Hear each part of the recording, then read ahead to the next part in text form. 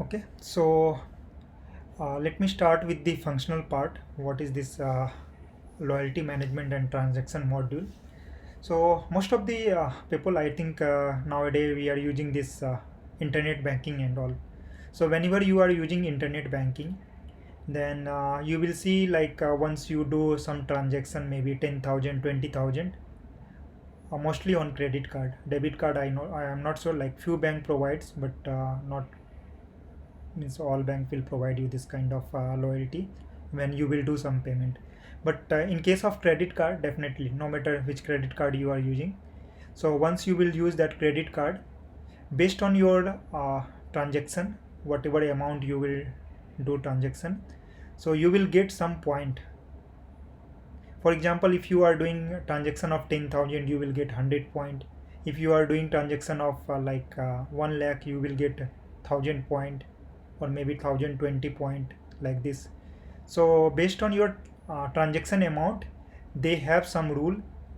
It can be like based on customer type also. If you are like their premium customer, then you will get more point. If you are like business customer, you will get different set of point based on your transaction. So whenever we do transaction, based on transaction amount, we will get some points. Okay, now what you can do, you can use that point to claim any coupon. So in that banking website only, you will say, like you will see there will be one option. You can go there and you can select that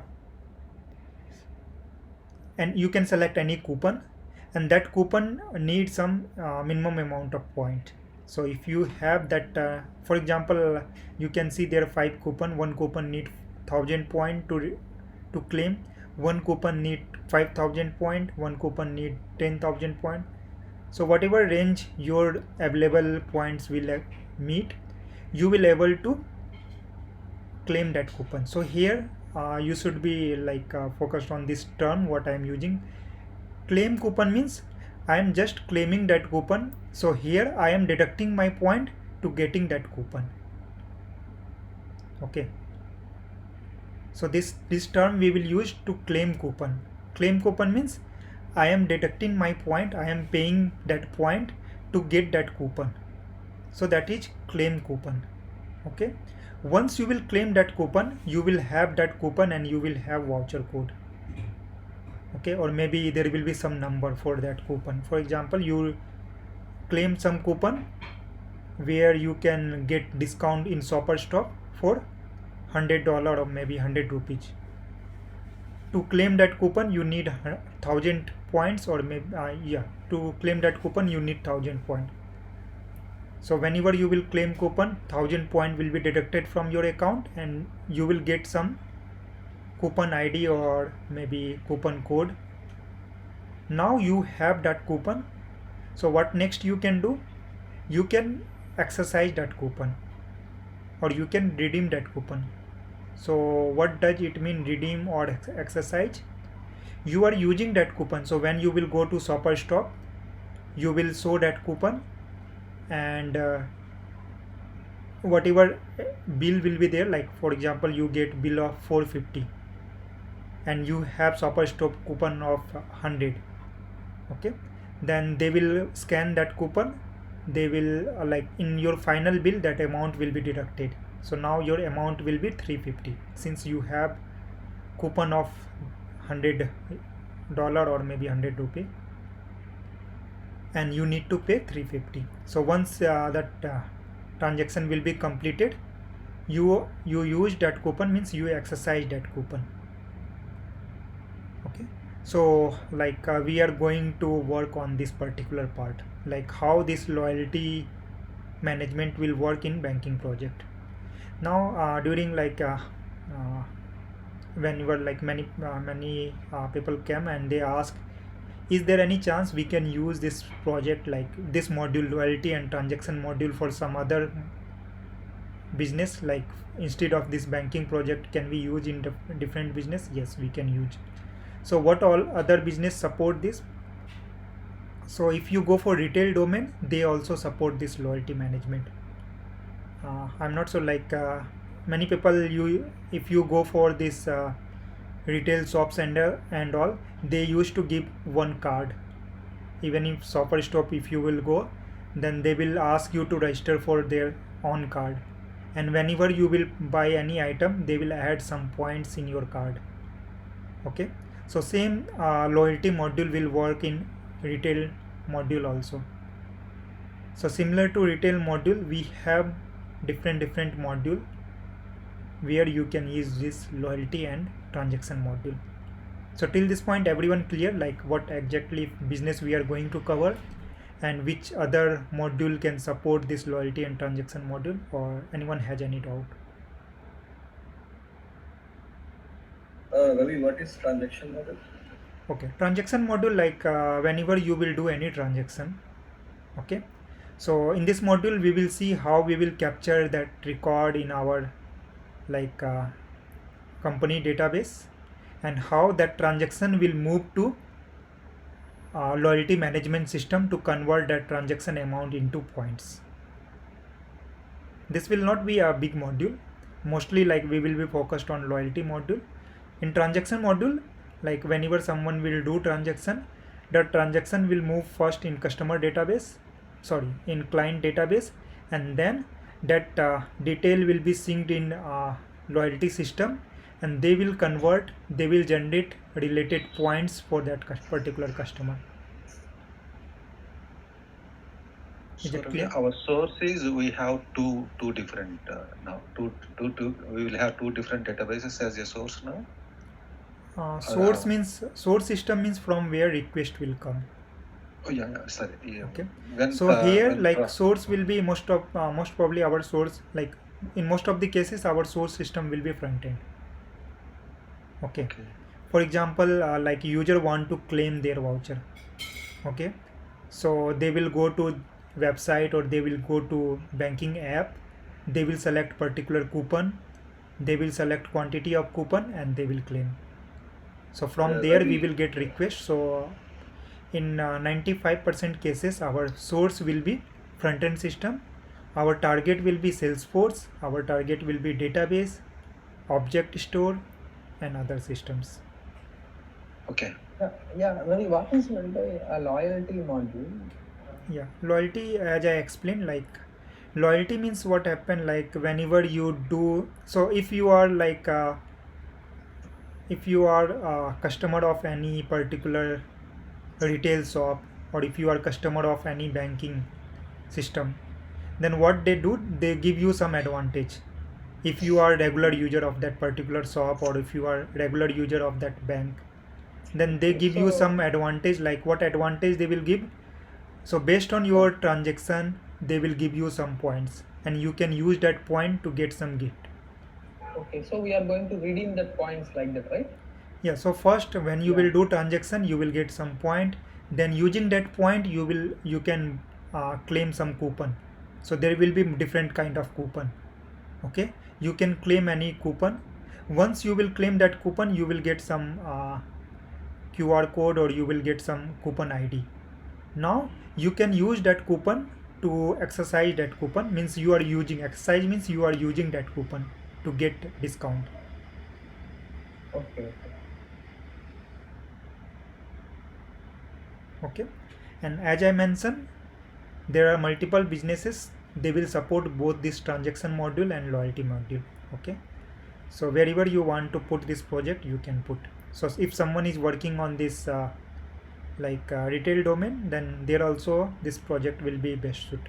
Okay, business like will be almost same, only you need to change project name. Okay, Okay, fine. Ravi. In our case, like we are, if I am the person who is using this credit card or debit card, means I am the source. The target is Salesforce on the database. Am I correct, Ravi? Your source, you can say, actually source is front end system. People like person Yeah. can't be source system. So we are user, we are not source, we are user. So we are using front end system, so it can be banking app, or it can be this web Yeah. application. The banking app, in the sense, someone need to give the ID or something, Ravi. Yeah, so in banking app, first you need to do login, So that part we are not going to cover. We are going to be focused on loyalty and transaction module. Okay. If we Okay, will but go one for thing I wanted to understand, like who is the source? Like, source system, will be front end. Ravi, source system can be only the web and mobile. No. Many places like Salesforce can be source system. Like source system is from where request will come. So in our project also we have Salesforce as a source system in one place. So here we are moving this detail from Salesforce to this loyalty third party system. So here source is Salesforce, target is loyalty third party API.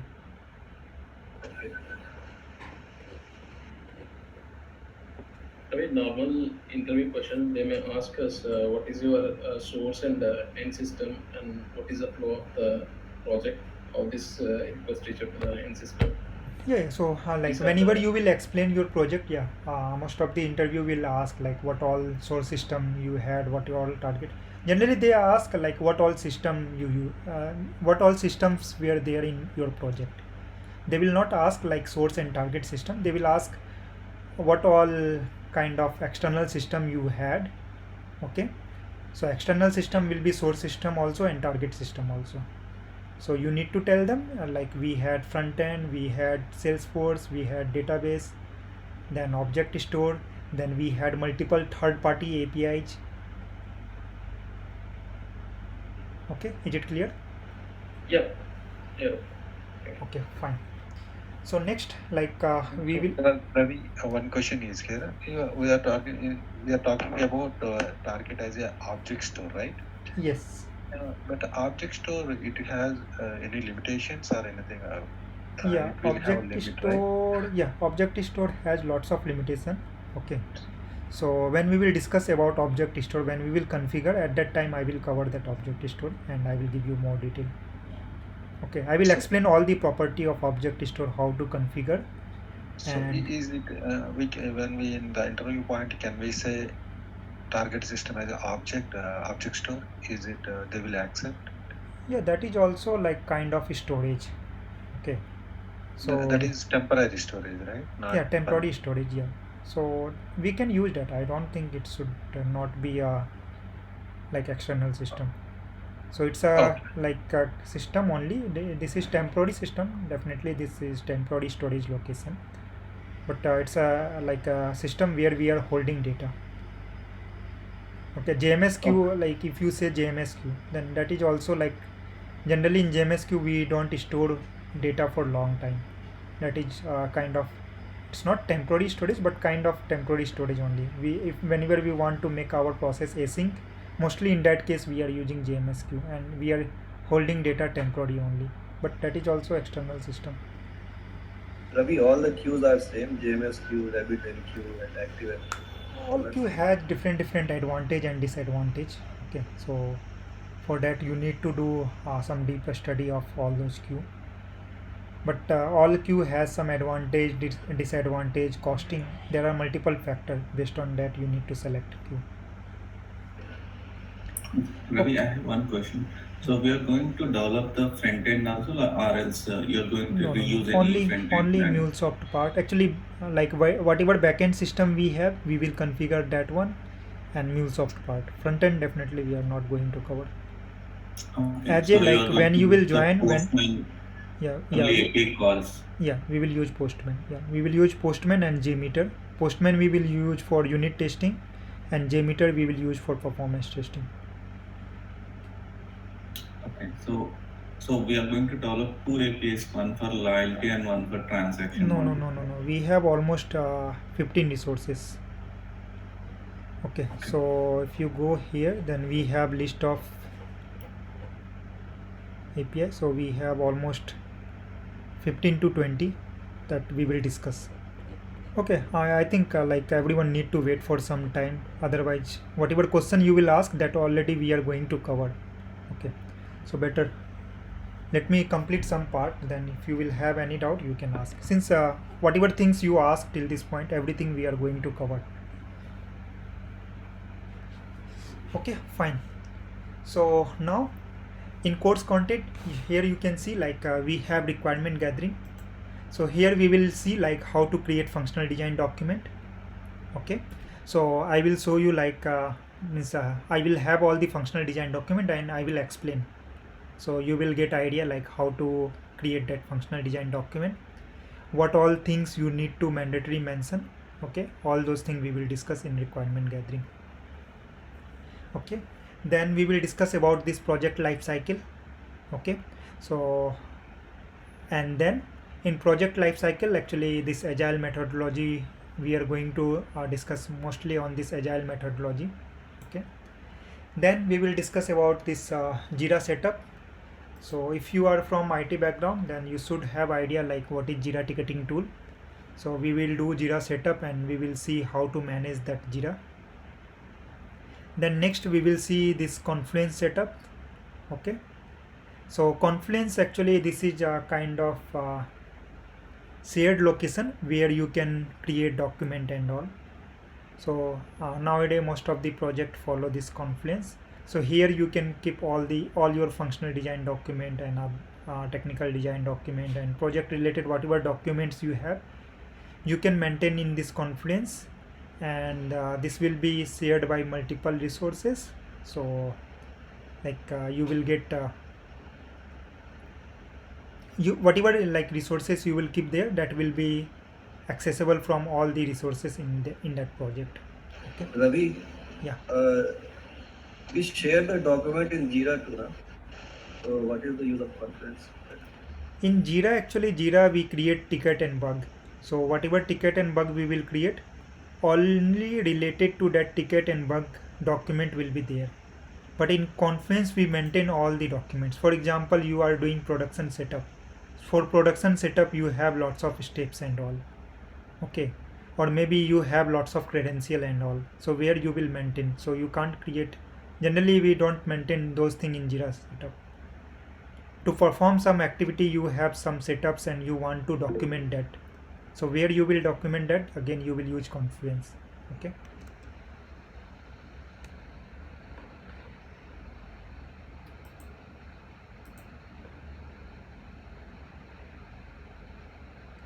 we will have a BARD and TDD. Technical design document, actually like we are not going to create. What does it mean by BRD? Ravi, I'm talking about technical design document and business requirement document. Yeah, so we Is will there work something on which can functional. create? Yeah, we will work on FD, functional design document, and Jira ticket. Oh, okay.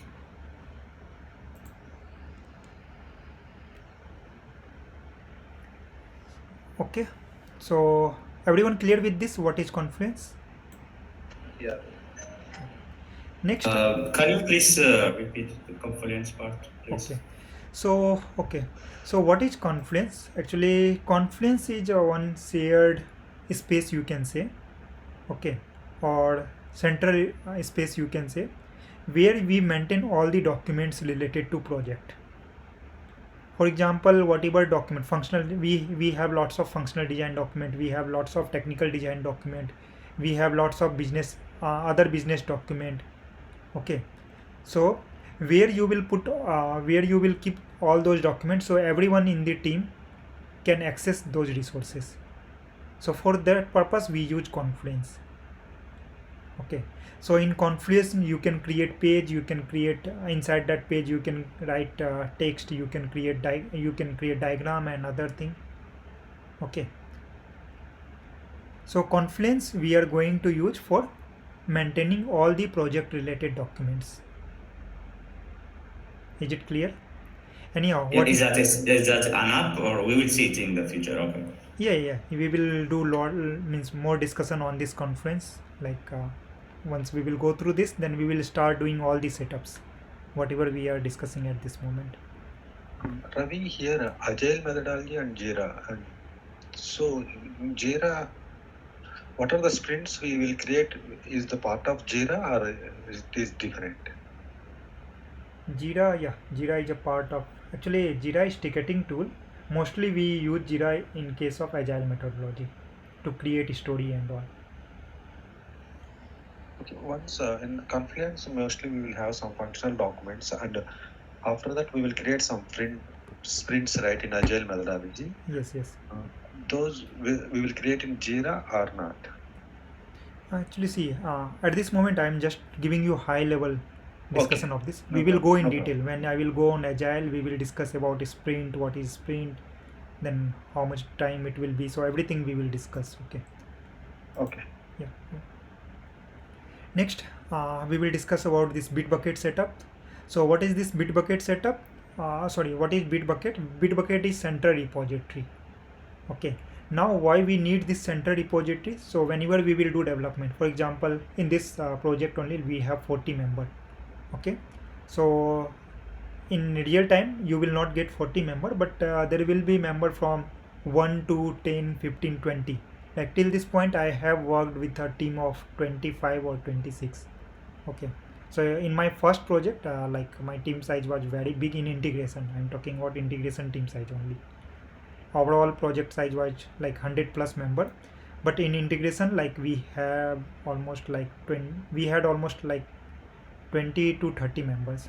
Now whatever code development I did and whatever code development someone else did, if we will not put that code in on one center place, center repository, like we will not able to access each other codes. Okay. So to like resolve that kind of problem, we will use this Bitbucket. In my other projects, actually mostly I use this Git. Git is also like very popular, popularly means what I can say, like most of the project use this Git also, and we use Bitbucket also. Okay, both Git and Bitbucket both are very popular. Okay. Nowadays Azure DevOps is also getting too much popularity. Okay, so many project you will get Azure DevOps, like Azure pipeline, Azure repository also. So here we are going to cover this Bitbucket, but whenever you will get time, you need to do some study for Git also, and you need to do some study for Azure DevOps also.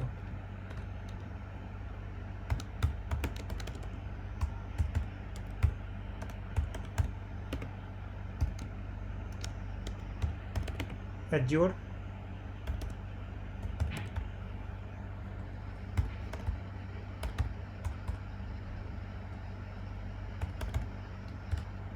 So these two are very popular, means all these three are very popular.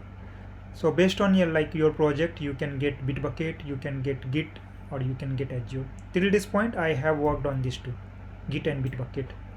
Like I haven't seen any project where we are using Azure, but I have many connection in MuleSoft, so many people are using this Azure. Since Azure is providing like one complete setup, including everything, like Azure has their own Jira, means Azure has their own ticketing tool, Azure has their own central repository, Azure has their own pipeline. So they provide one complete package. Okay. And if some client is already using Azure product, so they prefer this Azure repository.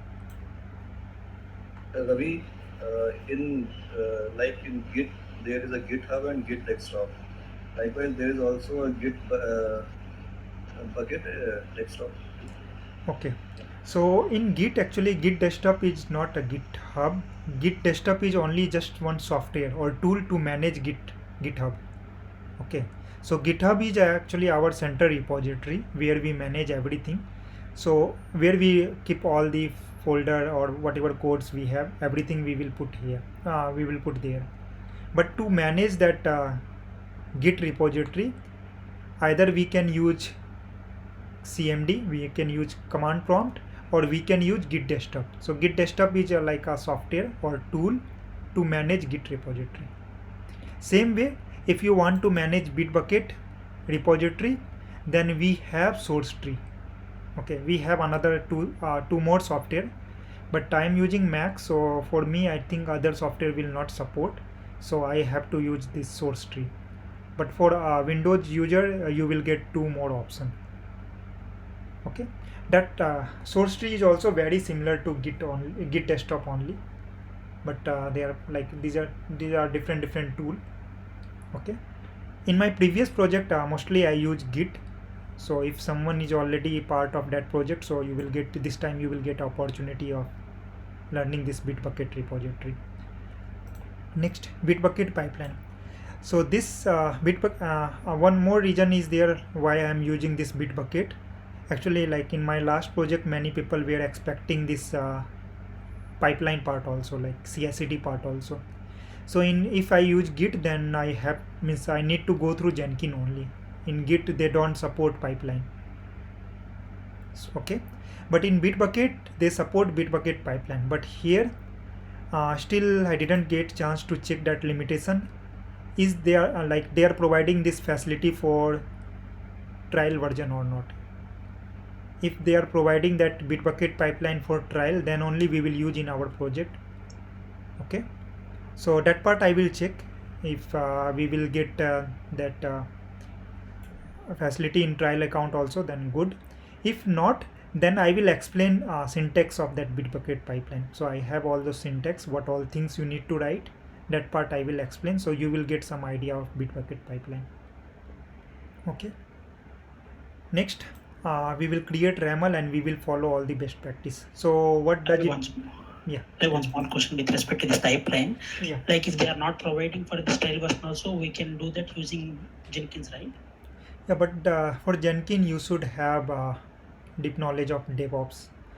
So I'm not like DevOps guy, so I don't have much idea. So generally in my project there was one DevOps team, so they used to create this pipeline and all.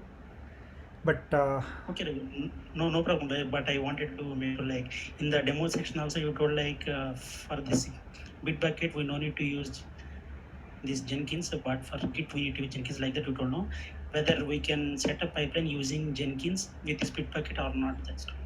Yeah, Bitbucket Jenkins is like common for all. Jenkins we can use for any. Actually, that is CI/CD framework only. Okay, or you can say tool only. Because I faced this question in one interview. I told like I had used Bit pipeline.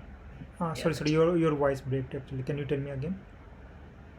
No, I one interview, but I didn't practice using this Bitbucket and the Jenkins, but I practiced using GitHub and this Jenkins. But I want to know like by using Jenkins, can we set up pipeline with this Bitbucket or not? Yeah, I think Jenkins is common. Like Jenkins you can use everywhere. Oh, okay. Yeah. Okay. So next we have RAML. So we will create RAML and we will follow all the best practice. So what does it mean by best practice here? So in RAML, if we want, we can put all the RAML code, like whatever syntax we are writing, we can put everything inside one RAML file. But that what all disadvantage we will have in that case? Our RAML code will be very complex. Okay. Another thing, like if you will work for any project, then you will have multiple RAML files. So if you have any reusable component and you are writing in all RAML file, then if there will be any change in future, then you have to update all the RAML file. So to avoid those kind of problem, we will follow best practice of RAML. So what we will do, we will create threads, we will create fragments, we will create resources. Okay, so I will explain those things in detail when we will start working on RAML. So how to create fragment, what is fragment. Okay, but the main like objective of this, like we want to make our component reusable. Okay, next we will do development of API. So once we will complete our RAML, so we will go for development of API, and again we will follow best practices. So here, like in API development, best practices means whatever component we will use, we will select like a more efficient component. For example, like if we want, for example, we want to call to external system A and B. If we want, we can do sequential call also. If we want, we can do parallel call also. So based on the situation, we need to identify which call will be more appropriate for that particular API development. Okay, so based on business scenario, based on like requirement, we need to identify. So that will be first part of best practice. Second part will be project structure. Okay, if you will create your project in haphazard way, then maybe code review will be very difficult, code maintenance will be very difficult. So we will create one best structure for our code, and then we will follow that structure for all API. So no matter like you are not part of that particular API development, but whenever you want to go through that code, you will have some basic idea of that code. Okay, this kind of file I will get in this folder. For example, if we are using any password and all, then password must be encrypted one. Okay, if we will not encrypt, then anyone can get access of our password and they can hack our system. So in API development best practice, we will see folder structure, we will see best component, we will see like encryption, decryption. So all those things we will come as part of best practice. Okay, so once we will complete this RAML development and API development, we will go for testing. So what all kind of testing we will do? We will do local testing. Okay, once we will do development on any point studio itself, we can do one set of testing. Then unit testing we will do. So once we will complete our local testing, then we will automate our testing process using munit. It's very similar to JUnit. If someone is from Java background, if you know JUnit, then it's munit is very similar to JUnit. It's again like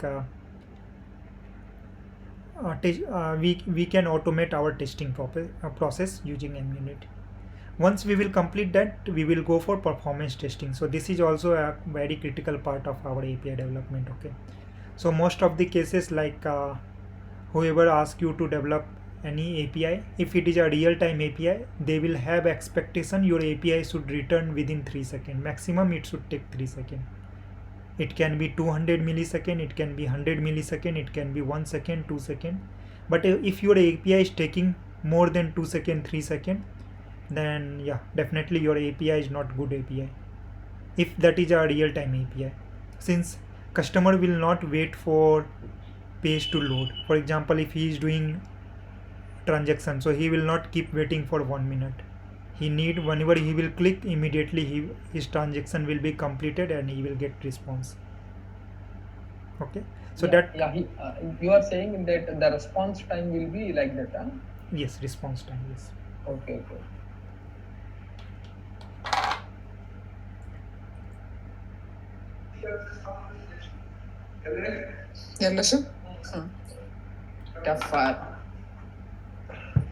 Everyone go on mute. So whenever you are speaking, then only unmute yourself, otherwise you should be in mute only. Still someone is not in mute. Yeah, Maya Obamsa, please go mute.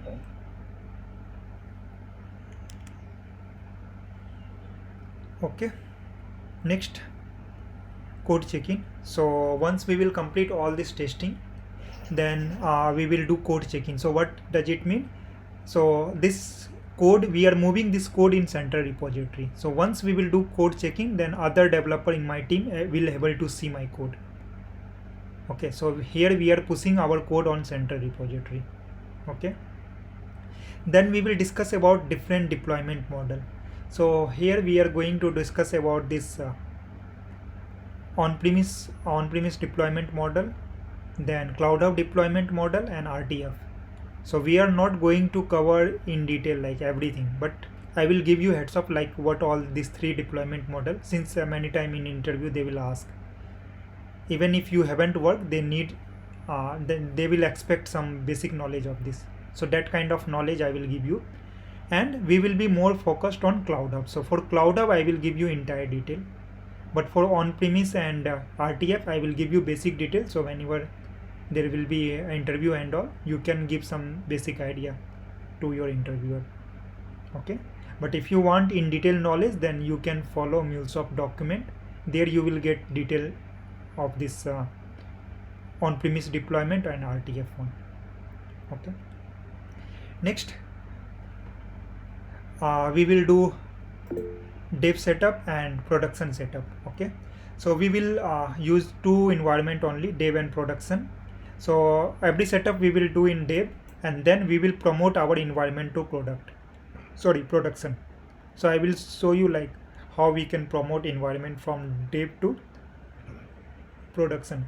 But based on project, there can be multiple environment: dev, SIT, UAT, and production. Okay. So I think someone asked any question. So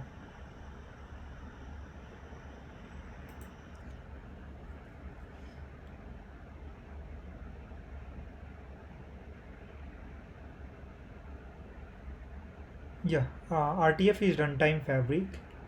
Then yeah, anyone you can join. What is about performance? Yeah, and API LED approach. Yes, we are going to follow this API LED approach only. So that will come later. Okay, so hybrid is also another kind of deployment model. So we have multiple deployment model. Okay, so we have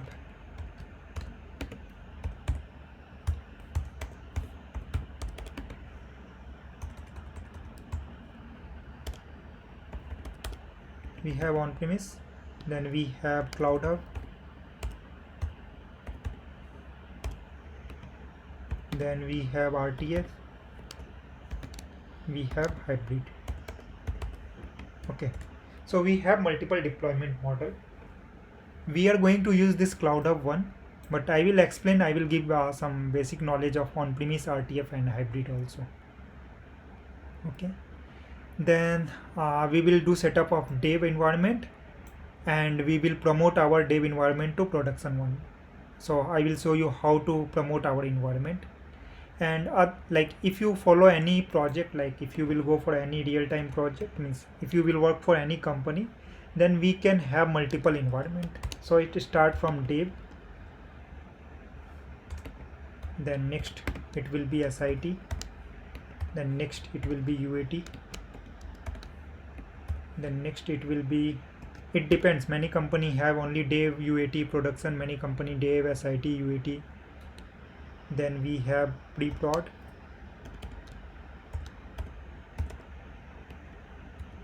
then we have prod. Okay, so based on company, based on client, you will have multiple environment. Okay, but here we are going to cover only two environment. Okay, so generally dev environment we use for development. Whenever like as a developer we do some development, we use this environment, we deploy our code here, and we do our unit testing and all. Okay, so once you will do all the testing, unit testing, you will move your code on SIT.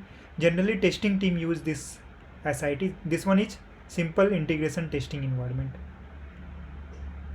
SIT simple, or forgot, I think simple only, or maybe some other name. So here we do integration testing, like as a developer I did my development, I tested my code, another development also did, so all development did their code development and testing, and then we will move on SIT.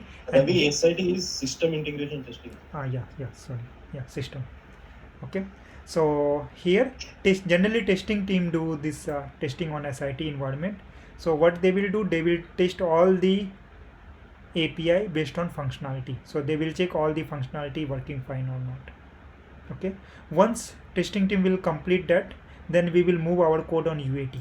So here user do their testing, means whoever is business user, they will test all our API to check our API is expecting as per business requirement or not. Okay, so generally testing team give demo to user, like to BA people, and there BA people will be involved on this testing. Then before moving our code to production environment, there will be one pre-prod. So here like they do all this kind of testing, like performance testing, load testing, every other testing they will do there in pre-prod. And once all the testing, everything will be done, then code will be moved to production environment. Now whatever environment I mentioned, this depend on project to project, company to company. Some places you will see dev, SIT, UAT, production. Some places you will see dev, UAT, production. Some places you will see all. Okay, now means as a best practice, like there should be all this environment, but all this environment will create some cost. Okay, so whatever environment you will increase, that will create some cost. Okay, so to avoid this cost, many clients don't follow all this environment. Next, we will see deploy application on CloudHub. So we will deploy our application on CloudHub deployment model. Environment promotion, as I told, from dev to production, how we will move, we will see. Then apply policy and security. So we will, once we will do deployment, we will apply multiple policy and we will secure our API using this basic authentication, or maybe using this JWT token, or maybe it can be client ID enforcement. So we have many security policy. Ravi, is there any rule which policy is used for which system, like system No, API? there is no or such rule. There is no such rule. That is based on requirement. We should identify which policy we need to apply there. Okay, based on business requirement.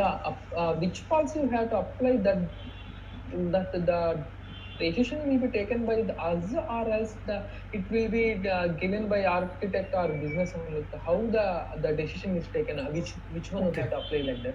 Yeah, that should be designed by, like, whenever we are in design phase, so architect should need to take that decision. Okay. We do not apply any policies on the process API, right? Only on the system and experience in any scenarios. Which policy you mentioned? Can you tell me again? Suppose if architect give us to apply any OAuth or client ID enforcement or basic authentication on system API or experience API.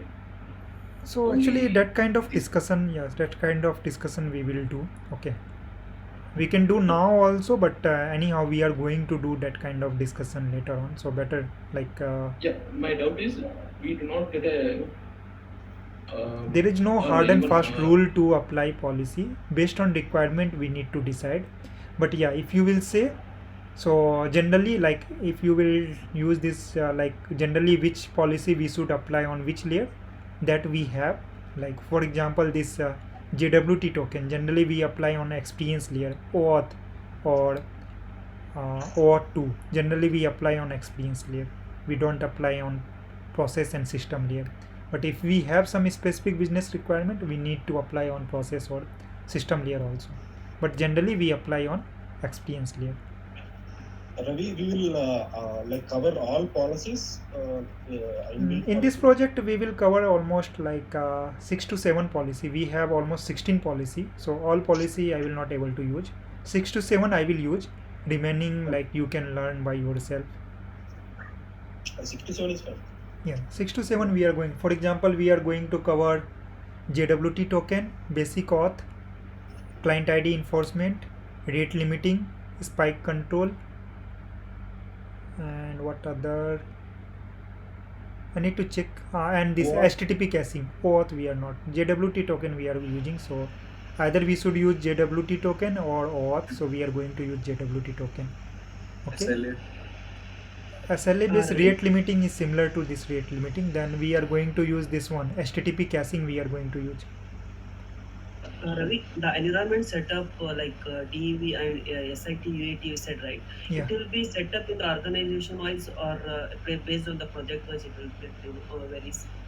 It should be project actually. For one organization there will be one project only. If they will have multiple projects, then architect need to design how they want to maintain this. So it is project wise, right?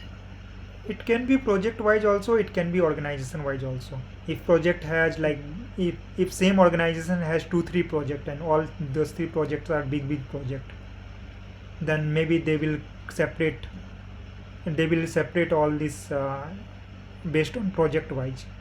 If one organization has small project, within same organization they have small project, then they can use this shared environment.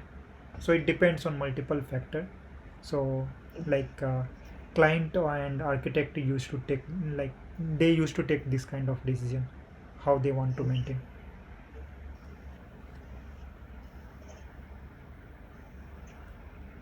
Okay, then so, Ravi, is there any specific policy we cannot apply to the particular layer. Suppose if you take one policy, we can apply only that policy in the system No, layer. we don't have not any. for other. We don't have Huh? any such kind of restriction. Okay. All policy you can apply on all layer, but you based All on layer. business requirement and based on like logically you have to think like which policy we should apply on which layer. Yeah. Okay, but there is no Ravi, such restriction, and this is theoretical concept like process, system, and experience layer. This is not a layer. This is one just a theoretical concept. Ravi, have you designed any custom policy? Yeah, custom policy till this point I have developed only one two. Here actually we are not going to use custom policy. For that we need license. License is not mandatory. License is not mandatory, We but should be pro in XML, right? To create policy. yeah, custom policy we can create, but in this project we custom connector we are going to use in this project, but custom policy we are not going to use. Okay. Okay. For custom policy actually maybe very soon I will create one YouTube video. So whenever I will create, I will share with everyone. Okay. So here I don't think we need any custom policy, so I am not going to create. But custom connector we will create for logging. Okay. So that we are going to see. Okay, fine. So let me break this video.